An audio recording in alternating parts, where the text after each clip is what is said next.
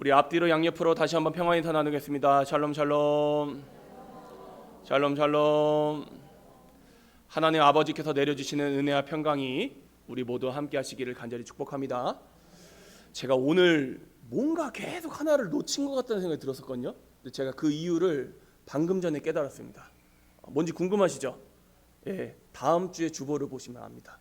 예, 우리 성도님 가운데 자랑스러울 만한 좋은 일이 있었는데 제가 오늘 이번 주 주보에 꼭 실어야지 했는데 메모까지 남겨놨는데 제가 어저께 전등 공사한다고 깜빡해버렸어요. 다음 주에 궁금하신 분들은 주보를 잘 참고하시기를 바랍니다. 예전에 제가 설교하면서 이 이야기를 한 적이 있나 싶은데 한 적이 없었던 것 같아요. 근데 혹시 또 할 수도 있습니다, 여러분.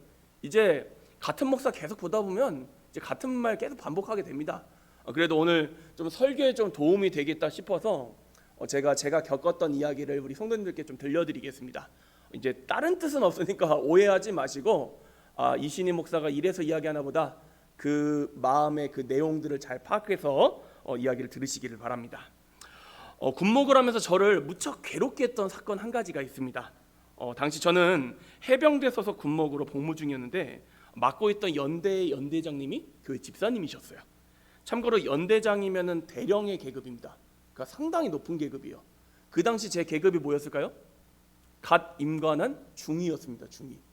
군대 가면 중위 엄청 무시받습니다. 가려면 대위로는 가야겠더라고요. 저도 그 당시 군목인데도 얼마나 무시를 많이 당했는지를 몰라요. 그러니까 겉으로는 집사님 하는데 진짜 동시에 얼마나 어려웠겠습니까?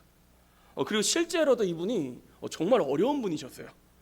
왜냐하면 가만히 보니까 이분께서 교회의 생애에 대해서 잘 모르십니다. 아마 이렇게 신앙생활한 지가 오래되지진 않으신 것 같아요. 그런데 또 지나치게 열심을 내다 보니까 참 어려운 거예요. 심지어 제가 아무리 군에서는 그분의 부하이지만 또 교회에서 목사이지 않습니까? 근데 다른 영역도 아니고 저한테 예배 순서를 바꾸라고 지시를 하시는 겁니다. 만약 지금이었다면 제가 아마 더 조리 있게 잘 말씀을 드렸겠죠.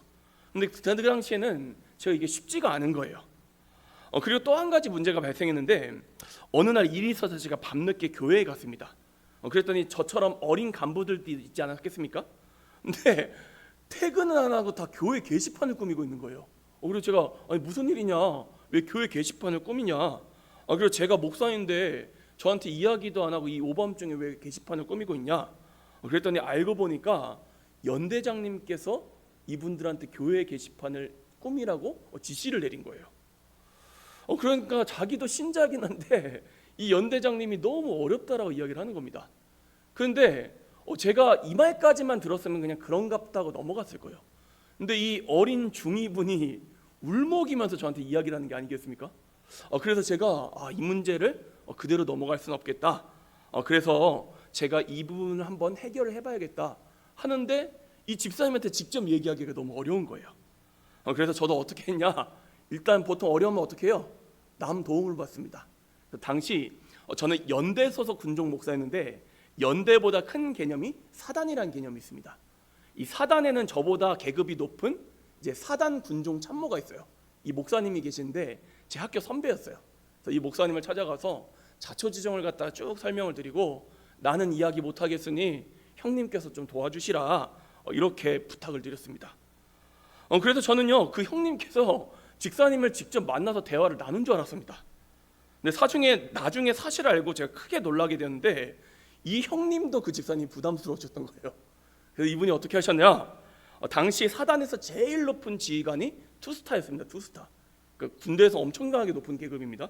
근데 이분께서 사단 그 전체 교회에 또 교회 장로님이셨어요. 그러니까 이 형님이 그 장로님이시자 사단장인 그분한테 이제 이러이러한 내용들을 말씀을 드린 거예요. 그래서 그 사단 장로님께서 어떻게 하셨냐, 연대장 집사님께 편지를 보내셨습니다.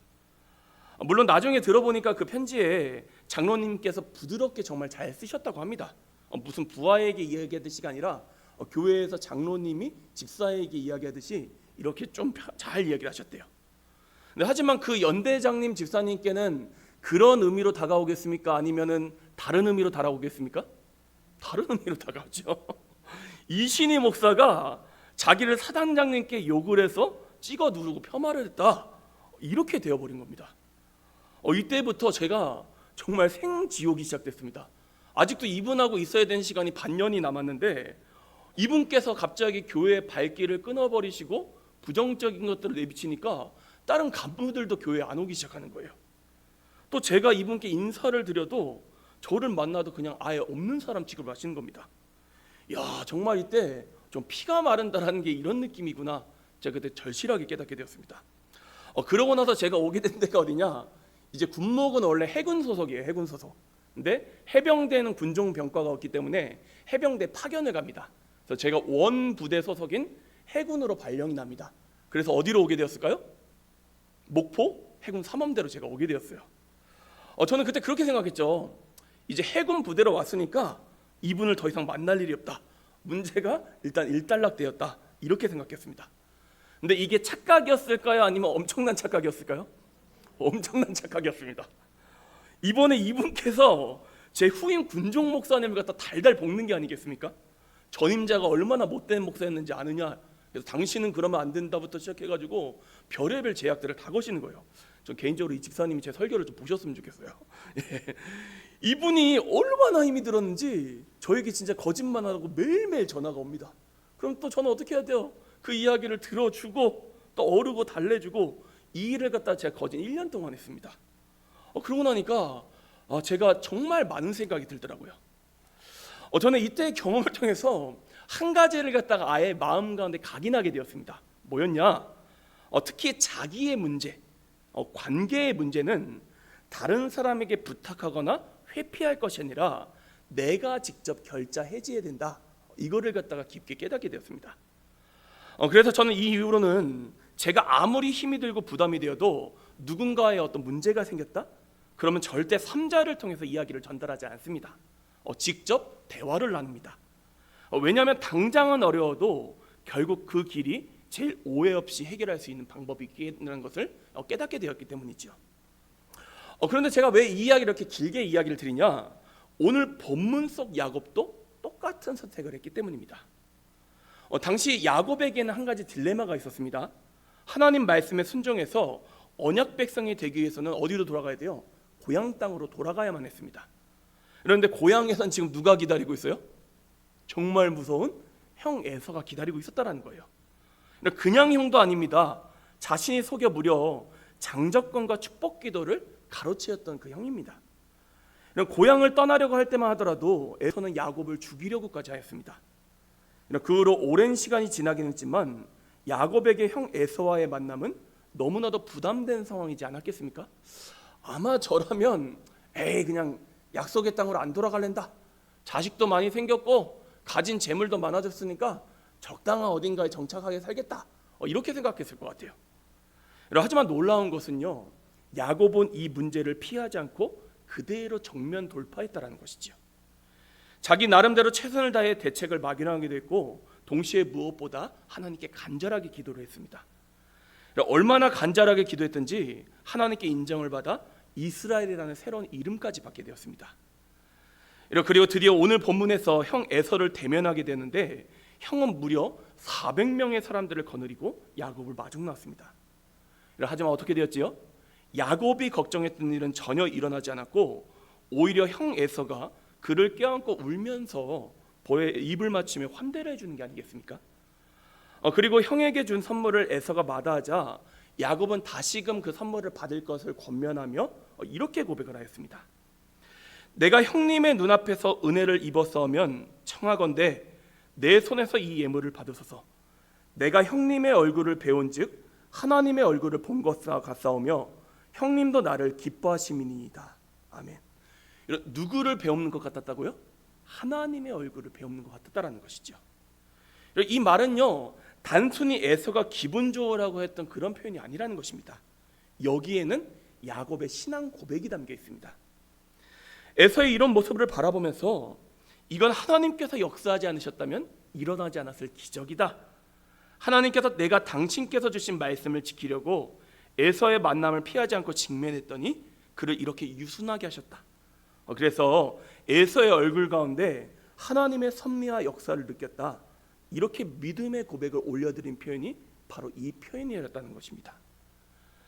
그러니 우리가 문제 앞에서 해야 될 일은 분명합니다. 특히 관계에 문제가 생겼을 때 더더욱 그러해야 합니다. 일단 피하고 그저 덮어두면 될까요, 안 될까요? 안 된다라는 거예요. 혹은 이 문제를 다른 사람을 통해서 해결하려고 해도 이런 지혜롭지 못한 경우가 많습니다. 일단 누구에게 의뢰를 해야겠습니까? 하나님께 의뢰하는 게 중요하다는 것이죠.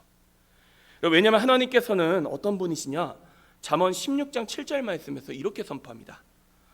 사람의 행위가 여호와를 기쁘시게 하면 그 사람의 원수라도 그와 더불어 화목하게 하시느니라. 아멘이십니까?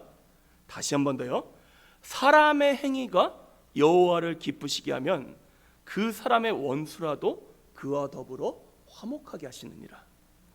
제가 오늘 말씀을 준비하면서 이제 제 인생 가운데 진짜 힘든 경험 중에 하나였습니다. 그때 해병대의 경험이. 근데 지금 돌이켜 보니까 그때 당시 제가 정말로 하나님을 의지했었을까? 이런 생각이 드니까 제가 제 자신을 돌아보게 되더라고요. 아니 말씀에 분명히 이야기하지 않으십니까? 사람의 행위가 여호와를 기쁘시게 하면 누구와도 더불어 화목하게 하신다고요? 그 사람의 원수라도. 그러니 우리가 관계에 문제가 생겼어요. 나를 불편하게 해요. 그럼 바로 치받고 그러지도 마시고 또 어떻게 해야 될까 막 경거망동하면서 다른 사람들한테 다 물어보고 이러지도 마시고 첫 번째로 해야 될 일은 뭐라고요? 하나님께 여쭙고 기도하는 게 중요하다는 것입니다. 그리고 두 번째로 해야 될 일은요, 내가 일단 관계의 문제를 갖다가 어떻게 해결해 보겠다, 손을 대면 될수록 늪으로 가기가 쉬울까요? 아주 쉬울까요? 아주 쉽습니다, 여러분.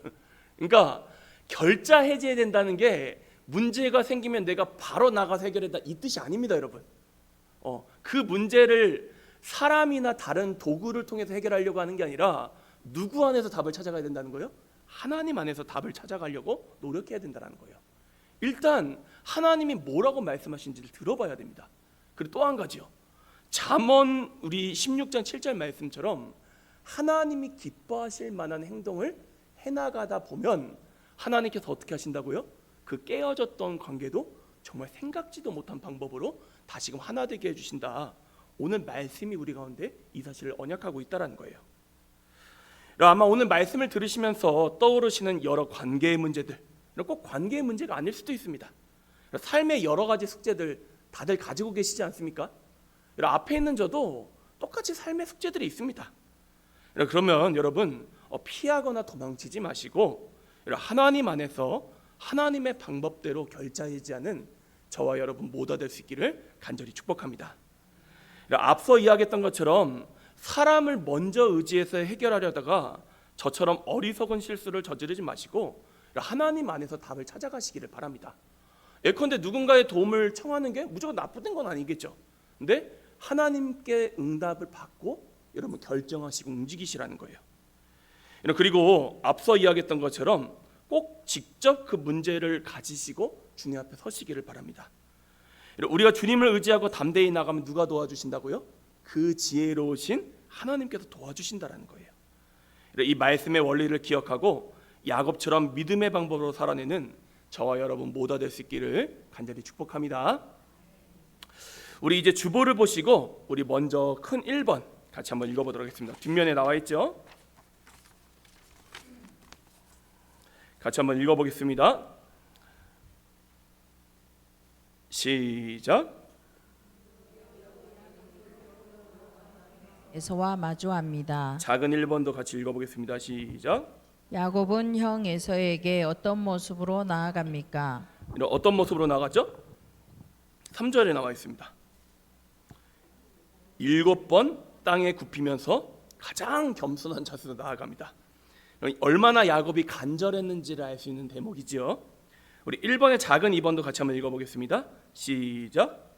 에서는 야곱을 어떤 모습으로 맞이합니까? 어떤 모습으로 맞이했습니까? 달려와서 안고 볼 뽀뽀 인사를 하면서 울면서 야곱을 맞이했습니다. 야곱이 이런 모습을 상상이나 했겠습니까? 나 해코지 안 하고 살려 보내주기만 해도 감사하겠다 이렇게 생각을 했는데 에서가 오히려 달려와서 야곱을 안고 엉엉 웁니다.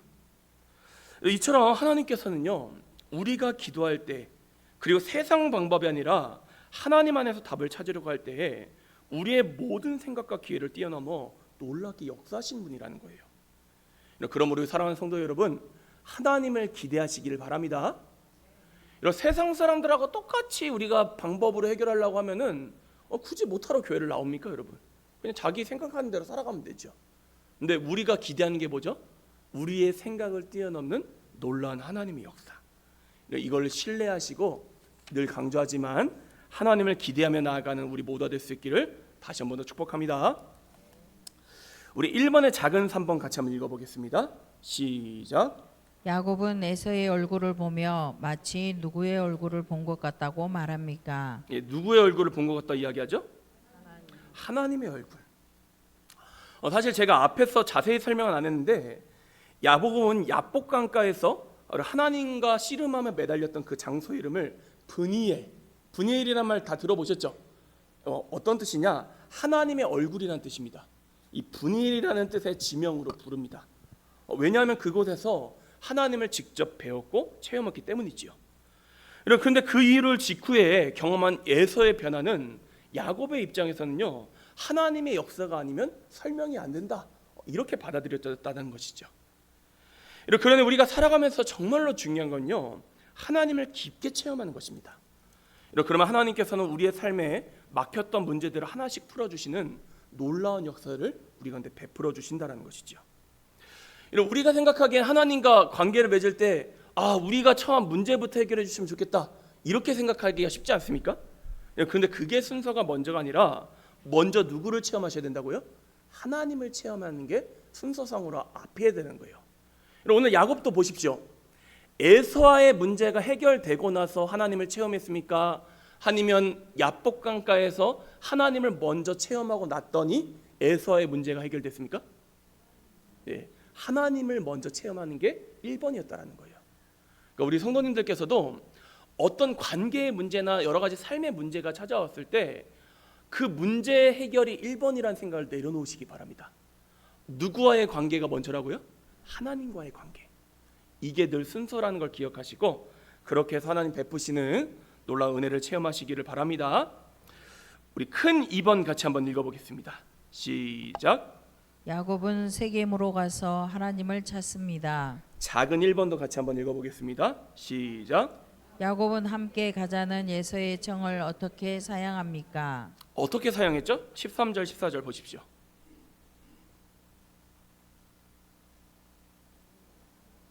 뭔 얘기를 했죠?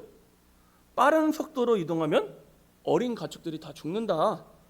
천천히 가서 나중에 형이 살고 있는 세일 땅에 가서 인사를 드리겠다. 완곡하게 사용을 합니다. 이제 세일 땅으로 가겠다란 말처럼 들리지만 여러분이 이 맥락을 읽어보면은 야곱이 나중에 세일 땅으로 갑니까, 안 갑니까? 안 갑니다. 네. 말씀에 갔다라는 기록이 없어요. 물론 한 번쯤 방문했을지는 모르겠는데 그런 맥락으로 보이지는 않습니다. 참고로 이 세일 땅이 어딘지 알고 계십니까? 지금의 요르단 그쪽에 있던 땅입니다. 그런데 여러분, 우리가 여기서 생각해 볼 게, 말씀을 읽어보면요, 야곱이 최종적으로 이 본문 가운데 정착한 땅이 어디라고 나와 있죠? 세겜 땅이라고 되어 있습니다. 즉 가나안 땅, 언약의 땅에 야곱은 머물러 있습니다. 이 말씀이 이제 야곱은 과거에 그랬던 것처럼 더 이상 라반을 의지하거나 형 에서를 의지하지 않고 오직 하나님과 그분의 말씀만 의지하며 살겠다, 그러한 결단을 이 표현 가운데서 지금 나타내고 있는 거예요. 그래서 형 에서의 제안을 정중히 거절했고 자기 방법대로 갈 길을 간 겁니다. 자, 보십시오. 야곱은 어디 거했다고요? 약속의 땅. 에서는 다시 어디로 돌아갔습니까? 세일 땅으로 돌아갔습니다. 이 가운데 언약 백성이 된 사람은 누구죠? 야곱입니다. 여러분, 무슨 말씀을 드리고 싶으냐? 우리의 삶도 마찬가지라는 거예요. 여러분, 우리 생각대로 혹은 다른 사람 따라가는 인생 말고 말씀이 이끄시는 삶, 하나님이 이끄시는 삶을 살아가야 된다는 것입니다. 이걸 꼭 기억하시고, 지금 나는 어떤 것을 기준으로 삼고 누구를 따라가고 있는가, 이걸 점검해보며 나아가는 저와 여러분 모두가 될 수 있기를 간절히 축복합니다. 우리 작은 2번도 같이 한번 읽어볼까요? 시작. 세겜에 당도한 야곱은 장막을 친 땅을 얼마에 구입합니까? 얼마에 구입했다고 되어 있죠? 베크시타라고 되어 있어요. 이 크시타라는 단위가 정확히 얼마만큼 큰 건 정확히 알 방법이 없습니다. 그런데 이제 학자들 이야기를 들어보니까 보통 1크시타가 양 한 마리 가격으로 통용이 되었다라는 그런 입장도 있습니다. 그러니까 100크시타면은 양 몇 마리예요? 100마리. 그러면 상당히 큰 돈이지 않겠습니까? 정확히 얼마인지는 알지 못하지만 우리가 이 표현을, 이 말씀을 통해서 뭘 깨달을 수 있느냐? 하나님 말씀대로 살기 위해서는요, 때로 값을 지불해야 된다는 것입니다. 한번 따라 고백해 볼까요? 하나님 말씀대로 살기 위해서는 값을 지불해야 합니다. 여러분, 한번 질문 드려보겠습니다. 공짜로 받은 것은 잘 쓰게 되던가요? 아니면 쉽게 잃어버리거나 버리게 되기 쉽던가요? 네. 물론 이제 물건마다 조금 차이는 있을 수 있겠지만 저만 하더라도 그런 것 같아요. 이제 공짜로 받은 것들은요, 금방 잃어버리거나 저도 별 신경을 안 쓰게 되더라고요. 예전에 제가 아직도 기억이 나는 게, 이제 모교회에서 저한테 기타를 가르쳤던 형님이 계세요. 네, 형님께서 제가 기타를 좀 가르쳐 달라고 하니까 그 당시 제가 돈이 어디 있습니까? 중학생인데 저한테 레슨비를 내라고 하는 거예요. 그래서 제가 고민을 하고 있으니까 그 형님이 저한테 그런 얘기를 하는 거예요. 신이야, 너 만약 이거 공짜로 나한테 배우면 몇 번 배우다가 나오지도 않는다고. 근데 이제 레슨비를 받으면 돈이 아까워서라도 너 열심히 하게 될 거다. 그 말을 듣는데 제가 나름 합리적으로 들리더라고요. 그래가지고 부모님께 부탁을 드려가지고 그 형님한테 레슨비를 주고 제가 통기타를 갖다 열심히 배웠던 경험이 있습니다. 근데 이 형님이 참 착한 사람이죠. 나중에 그 받은 레슨비 가지고 어떻게 했을까요? 어떻게 했을 것 같습니까? 기타는 안 사줬어요. 네, 저 맛있는 거 사주더라고요. 그러니까 저한테는 뭐 잘된 일이죠. 근데 이 형님한테 이 경험했던 바가 제 인생 가운데 큰 교훈이 되었습니다. 여러분, 신앙도 마찬가지입니다. 우리가 보통 신앙하면은 값을 치르지 않는다라 생각하는 경향이 있는데 이런 그렇지 않습니다, 여러분. 이런 구원은 우리가 전적인 은혜로 받지만 이 신앙을 지켜가는 과정에서는 값을 지불해야 될까 안 해야 될까요? 해야 됩니다, 여러분. 아니, 여러분 예배만 생각해 보십시오. 신앙 지켜가려면 예배를 드려야 돼요, 안 드려야 돼요? 당연히 드려야 되죠. 예배 드리면 어떻습니까? 지금 이 황금 같은 연휴 사람들 많이 놀러 가잖아요. 놀러도 못 가, 잠도 못 자, 맛있는 것도 못 먹으러 가. 뭐 꼭 돈이 아닐지라도 우리가 지불해야 되는 여러 가지 측면의 비용들이 있다라는 거예요. 근데 저는 무슨 말씀을 드리고 싶으냐? 그렇게 지불하는 비용을 아까워하지 마시라는 거예요. 함께 따라 고백하겠습니다. 신앙은 소비가 아니라 낭비가 아니라 투자이다. 여러분, 소비, 낭비, 투자의 차이가 뭔지 다 알고 계시잖아요. 소비는 쓰면 쓴 대로 없어지는 거잖아요. 근데 저축을 하거나 투자를 하면 어떻습니까? 나중에 나에게 돌아올 목들을 우리가 기대하게 되어 있습니다. 근데 신앙이라는 것도 마찬가지예요, 여러분. 여러분, 우리는 언제를 기다리는 사람들입니까? 예수님 다시 오시는 날, 천국 들어가는 날. 그러니까 우리가 지금 이렇게 신앙을 지키기 위해서 비용을 지불하는 것들이 허공에 날리는 게 아니라 언젠가 우리가 복리 이상으로 다시금 우리에게 돌아오는 날이 오게 된다는 것입니다. 그러니까 저는 우리 성도님들께서 이 날을 갖다 그래서 기다리시고 기대하시고 투자하는 마음으로 여러분의 시간, 물질, 생명 이런 것들을 사용하시기를 간절히 축복합니다. 하나님께서는요, 몇백 배로 우리 가운데 갚아주시는 놀라운 은혜의 분이세요. 이걸 늘 믿음으로 고백하며 나아가는 저와 여러분 모두가 될 수 있기를 간절히 축복합니다. 우리 작은 3번 같이 한번 읽어보겠습니다. 시작. 야곱은 세겜에 제단을 쌓고 그 이름을 무엇이라 불렀습니까? 뭐라고 불렀죠? 발음도 어려워요. 엘엘로의 이스라엘. 이제 각주가 달린 성경책 가지고 계신 분들은 아마 각주에 이렇게 번역이 되어 있을 거예요. 하나님, 이스라엘의 하나님. 이게 엘엘로의 이스라엘이라는 말의 뜻입니다. 여러분, 야곱의 입장에서는 자기 조부모하고 아버님이 참 대단한 신앙의 인물들이지 않았습니까? 그래서 성경에서 나오잖아요. 아브라함의 하나님, 이삭의 하나님. 근데 내 조부모님의 하나님이라고 불렀던 그 하나님께서 지금 이 고백대로라면 누구의 하나님이 되셨다는 거예요? 나의 하나님이 되셨다라고 고백하는 겁니다. 왜죠? 야곱의 이름이 뭘로 바뀌었어요? 이스라엘로 바뀌었습니다, 여러분. 그래서 하나님, 이스라엘의 하나님 하면 누구의 하나님이시라는 거예요? 나의 하나님이 되신다라는 거예요. 저는 이 고백을 들으면서 참 놀라운 은혜다. 그저 남에게 듣기만 했던 그 하나님, 성경책에서 읽기만 했던 그 하나님을 자기가 직접 체험하여서 나의 하나님으로 고백하게 되는 이 놀라운 은혜. 저는 이 은혜가 우리 모두에게도 있어야 될 줄로 믿습니다. 함께 따라오게 하겠습니다. 하나님께서 나의 하나님 되시는 체험이 있어야 합니다. 제가 늘 뭘 강조하죠? 체험을 강조합니다, 여러분. 뭐 체험이라고 해가지고 뭐 기적적인 뭐 은사나 뭐 이런 것만을 이야기하는 게 아닙니다, 여러분. 제가 신앙생활하고 목회를 하면서 깨달은 바가 뭐냐면은 머리로 하는 신앙은 한계가 있다라는 거예요. 지속하기가 어렵습니다, 여러분. 그런데 가슴으로 하고 내가 직접 하나님을 체험했던 그 순간들은요, 잊혀지지를 않는다라는 거예요. 그래서 우리의 신앙이 흔들릴 것 같을 때 어떻게 되냐? 그 경험들이 우리의 믿음의 닻이 되어서 우리를 신앙 안에 머물도록 고정을 해준다라는 거예요. 그러니까 우리 성도님들께서 늘 하나님 앞에 간구해야 될 제목이 있다면 하나님을 경험할 수 있도록 나의 삶을 인도해 주십시오.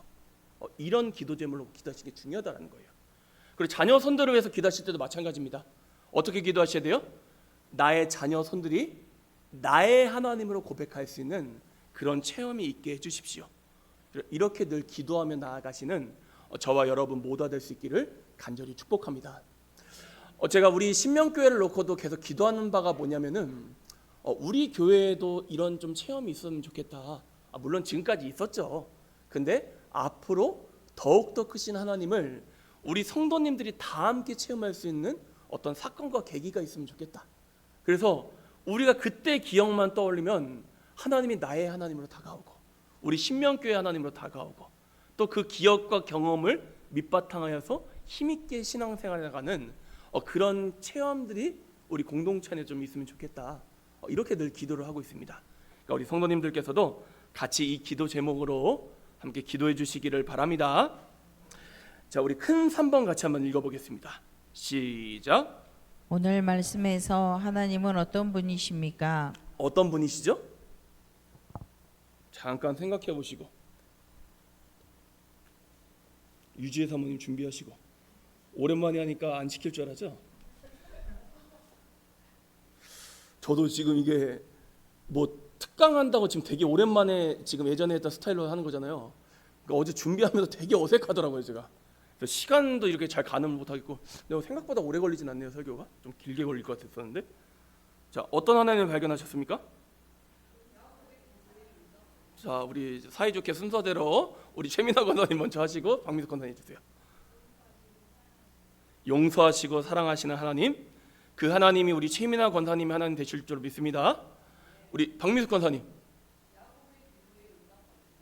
야곱의 기도에 응답하시는 하나님, 그 하나님이 박미숙 권사님이 하나님 되실 줄 믿습니다. 예, 또요. 유재 사모님 양보하세요. 박경란 권사님 해주시죠. 예, 갚아주시는 하나님, 그 하나님이 우리 권사님 하나님 되실 줄로 믿습니다. 우리 유지혜 사모님, 그 하나님이 우리 유지혜 사모님이 하나님 되실 줄로 믿습니다. 또요. 있으세요? 저 한번 해볼까요? 당신을 기쁘시게 하면 원수라도 화목하게 하시는 하나님.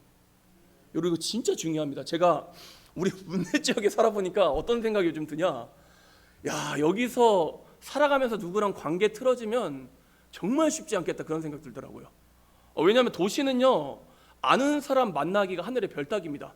지하철을 타고 다녀도 아는 사람 만날 확률이 거의 없어요. 이제 일부러 작정하고 말이지. 근데 여기는 뭐 지나가다 계속 보잖아요. 근데 원수된 사람하고 계속 여러분 같은 지역에서 수십 년을 본다 생각해 보십시오. 얼마나 괴롭습니까? 그러니 여러분, 저는 이 잠언 말씀 여러분 꼭 붙잡으시기를 바랍니다. 그래서 하나님, 내가 이 지역 가운데 살아가면서 저희 관계를 지켜주십시오. 이 체험이 있기를 바랍니다. 혹시 뭐 또 얘기하실 분 계실까요? 전 이거 하나 더 해볼까요?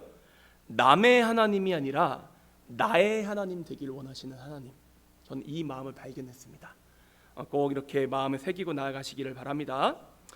4번 우리 같이 한번 읽어보겠습니다. 시작. 우리에게 주시는 교훈은 무엇입니까? 첫째, 하나님 안에서 답을 찾는 게 여러분 먼저입니다, 여러분.